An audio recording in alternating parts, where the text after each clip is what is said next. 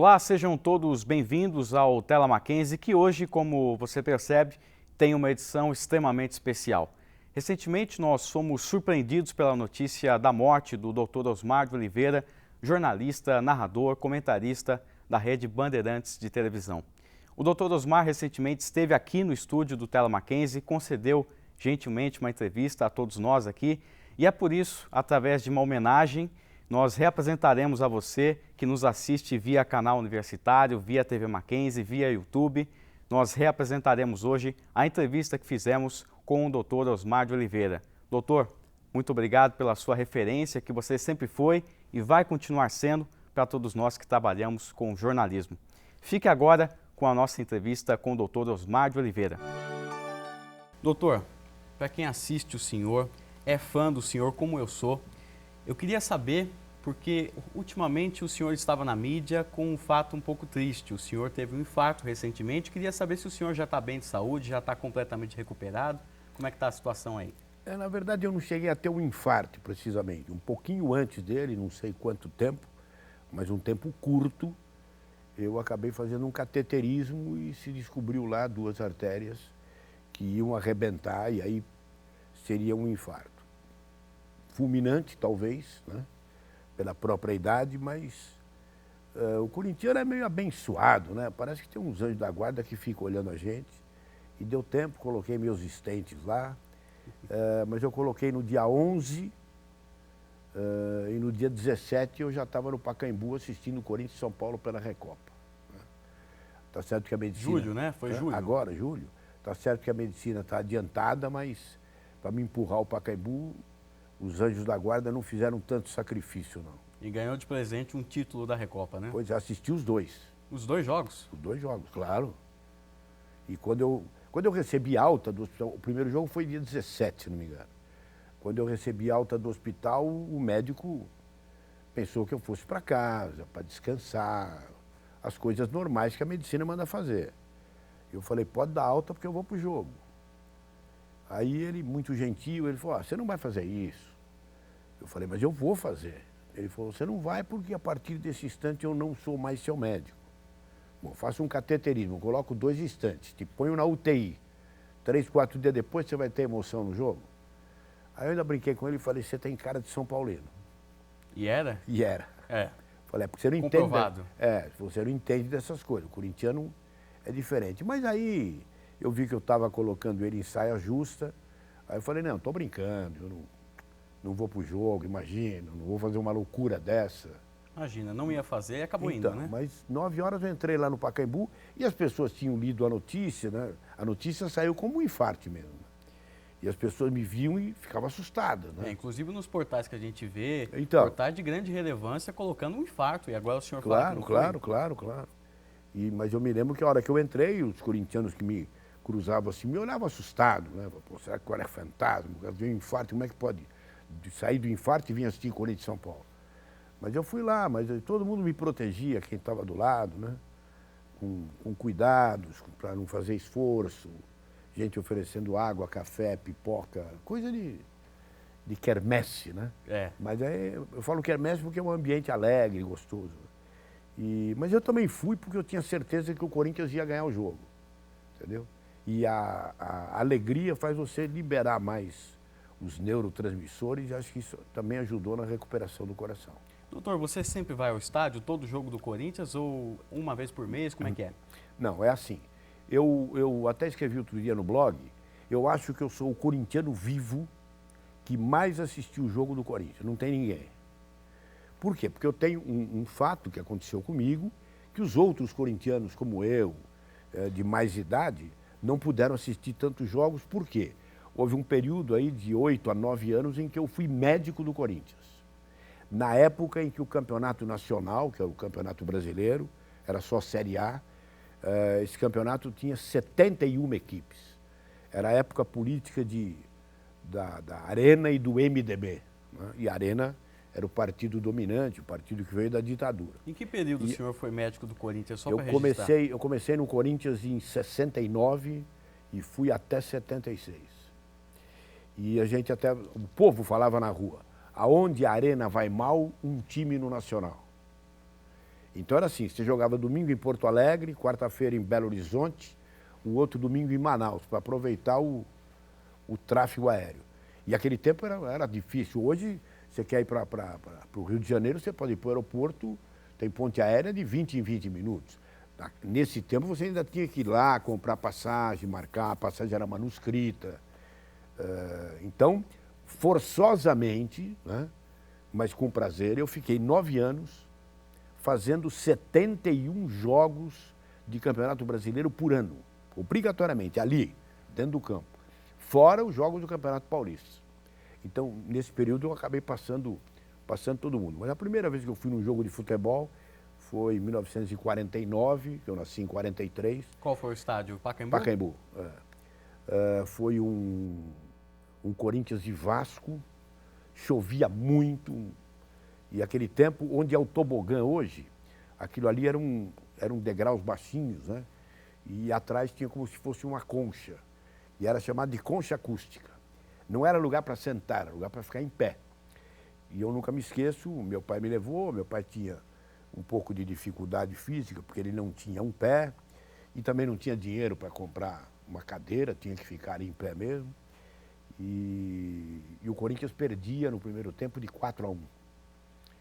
E hoje eu sei, como pai que eu sou, que a preocupação do meu pai, ele me colocou de cavalinho assim, que eu era pequenininho, magrinho, ele me olhava e eu sei que a preocupação dele era essa. Cara, eu sempre falei para você que o Corinthians era o maior do mundo e você está assistindo uma derrota de 4-1. E agora? Pois é, aí virou o tempo, uma chuva terrível. Chegou no segundo tempo, o Baltazar fez 3 gols de cabeça, o cabecinha de ouro, e o Corinthians ganhou de 5-4. Quer dizer, eu já era corintiano do útero da minha mãe. Nasci corintiano. Durante 6, 7 anos, o meu pai só falando de Corinthians. Aí eu vou assistir um jogo debaixo de chuva e dar uma virada. Tem uma virada e dessa? ganhar de 5-4, aí o vírus pegou de vez. Já ficou apaixonado pelo Corinthians? Então, que naquela época, o campeonato paulista era o campeonato que dominava. O que você tinha era o torneio Rio-São Paulo, antes do Nacional. Estou falando do começo da década de 50. A Taça agora. Brasil não existia na época? Não. Era campeonato paulista só. E o torneio Rio-São Paulo. Absolutamente mais nada. E o paulista era turno e retorno, né? Tinha 20 clubes, 25. E nós tínhamos um amigo que era dono de um táxi. Ele fazia ponto aqui na Praça da Sé, o China, era um senhor corintiano alucinado, mas duro. E gostava de ver o Corinthians. Então, ele tinha um Cadillac. Então, meu pai e alguns amigos se cotizavam. Nos finais de semana, ele pegava o carro, todo mundo pagava gasolina, pagava comida para ele, e ele ia embora. Jaú, Mococa, Piracicaba, Presidente Prudente, onde tivesse jogo, todo domingo a gente estava lá atrás do Corinthians. Depois eu virei jornalista, antes de começar a minha carreira de médico desportivo, eu já era jornalista, e eu era dono de uma revista chamada Corinthians. O Tela Mackenzie volta daqui a pouco após um rápido comercial com a entrevista com o Dr. Osmar de Oliveira. Não saia daí.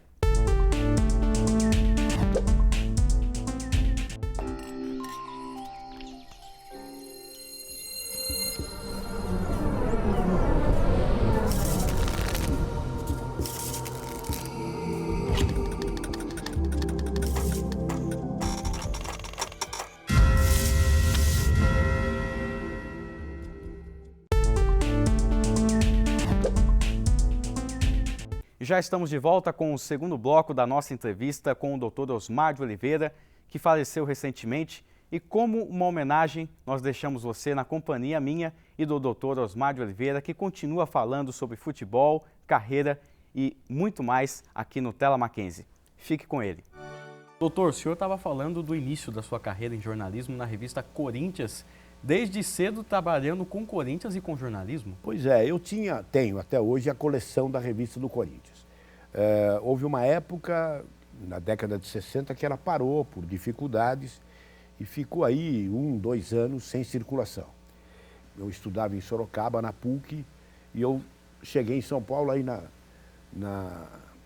junto à estação ferroviária, a estação Júlio Prestes, e olho uma banca de jornal, passando por ela assim, vejo a revista do Corinthians. Ela tinha ressuscitado.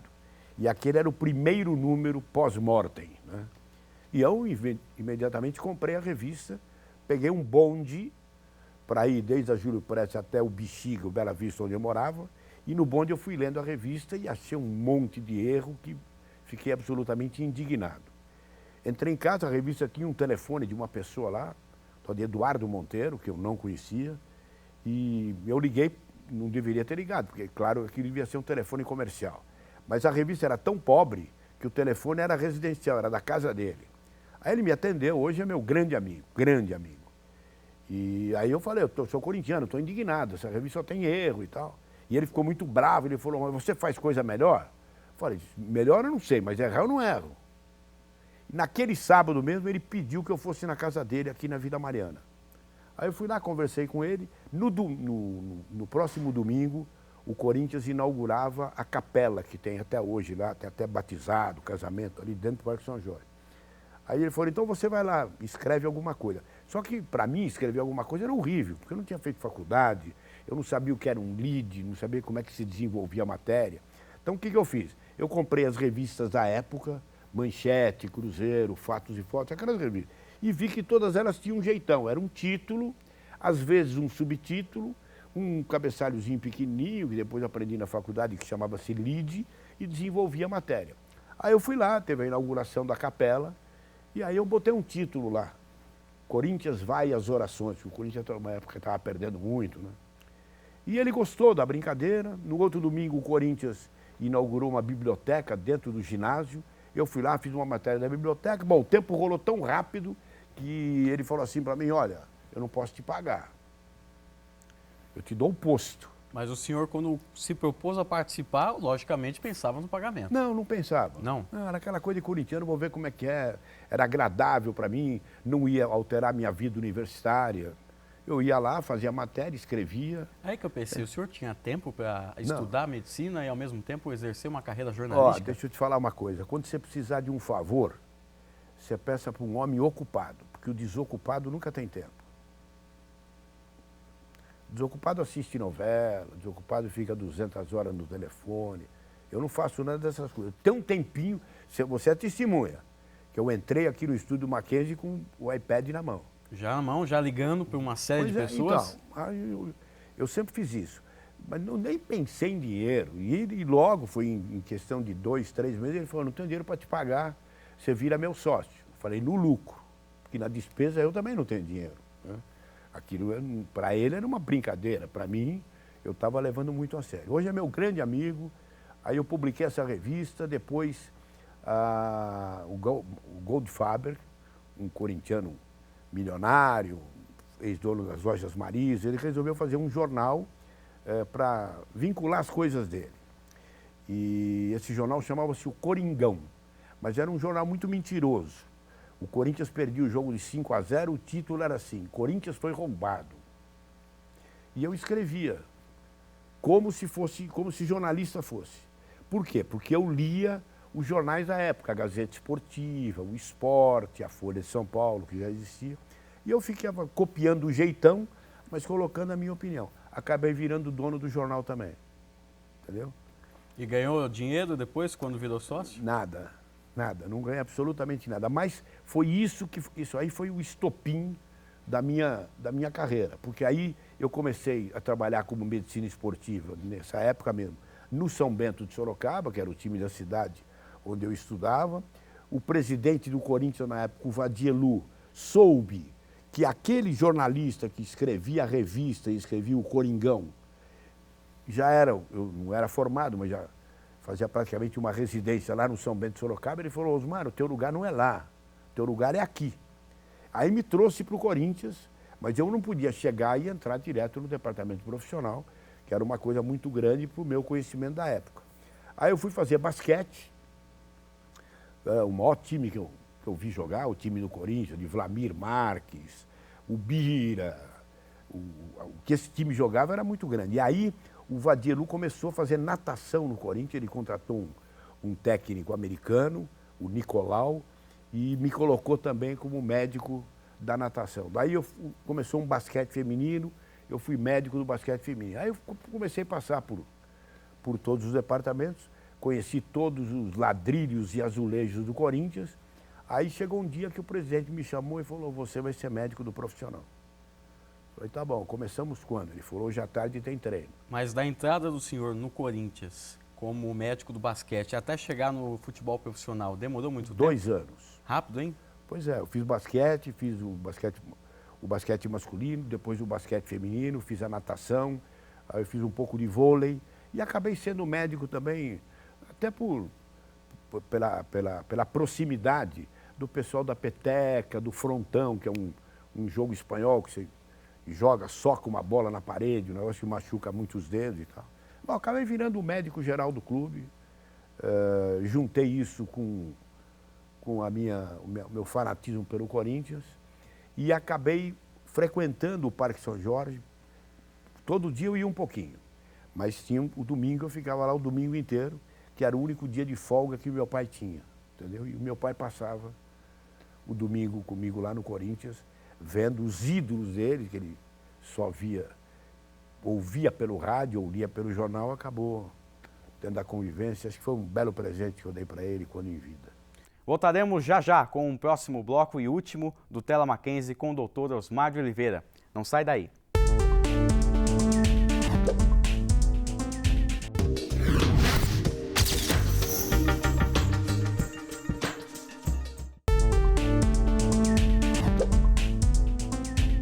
Já estamos de volta para mais um bloco da nossa entrevista com o Dr. Osmar de Oliveira, narrador, comentarista e jornalista da Rede Bandeirantes. Dr. Osmar faleceu recentemente e deixou um grande legado na área de jornalismo, esporte, e é por isso que nós temos o prazer de reapresentar a entrevista que fizemos com ele. Fique agora comigo e com o Dr. Osmar de Oliveira. Dr. Osmar, o senhor passou pela Globo, SBT, Manchete, Record, TV Cultura, tantos canais que... Band também atualmente, 3 vezes. né? 3 vezes. 3 vezes.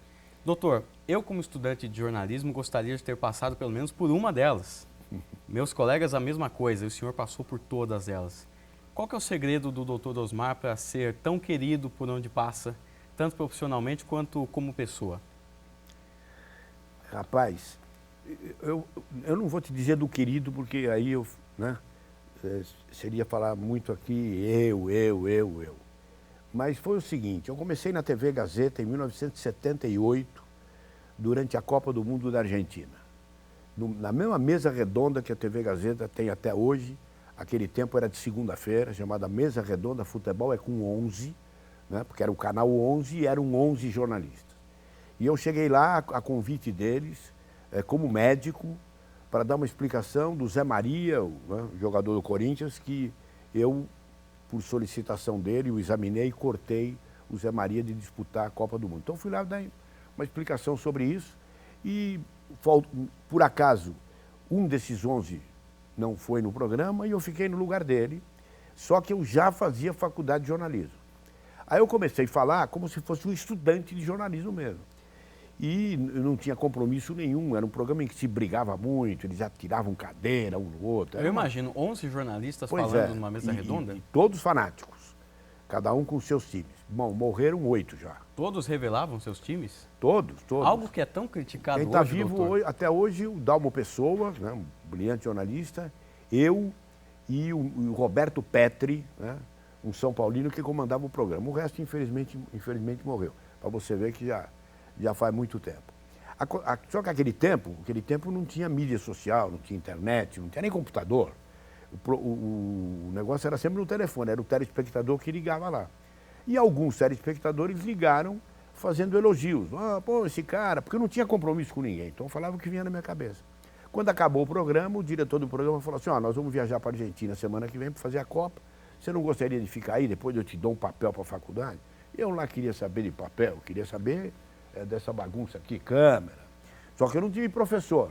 O câmera ficou atrás da câmera dele e ele falou para mim, quando acender a luzinha vermelha, você sai falando. Quando apagar, eu te faço assim. Eu falei, é isso, televisão? Ele falou, é assim. Pronto, então comecei a fazer. E daí não larguei mais. Nossa, foi tão fácil assim, doutor? Tanta gente tem dificuldade. Agora, o grande segredo, pois é assim. A minha vida de criança era o rádio. E eu também tinha os meus ídolos da época. Geraldo José de Almeida, Pedro Luiz, Edson Leite, Mário Moraes, que era o comentarista. E eu cresci escutando aquilo no rádio. E como todo garoto, naquele tempo você também não tinha muita opção. Ou jogava tamboré sozinho no fundo do seu quintal, ou escutava o rádio, que também nem televisão tinha, o jornal custava caro. Então, a minha distração pessoal era imitar esses locutores. Aí, para ir para a faculdade, quando eu estava em tempo de faculdade, eu tinha um fusquinha, para não dormir no volante, eu narrava um jogo hipotético, como narrava o Pedro Luiz, e depois eu fazia um comentário, como comentava o Mário Moraes. Dentro do carro? Dentro do carro, sozinho, parecia um louco. E as pessoas olhando o senhor no meio do trânsito pensavam o quê, por exemplo? Então, e não tinha, falava que era louco. Aquele Tava tempo que não tinha cantando? vidro fumê, não tinha... Eu ficava lá, bora com o Cláudio para Luizinho, Luizinho para Baltazar, depois eu jogou um pouco mais para dentro. Nunca aconteceu da pessoa olhar para o senhor e meio que estranhar o que ele está fazendo? Mas eu falava assim, eles estão me olhando, estão me gozando. Num dia eu falei, eu vi uma vez esse cara no rádio e tal. E depois eu comentava o jogo, como o Mário Moraes comentava, que foi o maior de todos, depois virou meu amigo, bom tempo antes da morte. E, então, quando eu cheguei na televisão, eu cheguei como narrador. Comecei a participar desse programa de mesa redonda, que era como se fosse teoricamente um comentarista. A TV Gazeta, na época, comprou o Campeonato Paulista de Basquete. Por acaso, eu era o médico da seleção brasileira de basquete. Então, quando o jogador pegava a bola, vinha batendo e fazia assim, assim, eu sabia que jogada era aquela, a jogada do pepino. Já conhecia os jogadores Então, também? aí eu falava para o telespectador, essa bola vai terminar no Oscar, o ala aqui do lado direito. Dito e feito, porque eu vivia com eles, eu assistia as preleções. E dali eu fui embora. Narrei tudo que você pode imaginar na vida.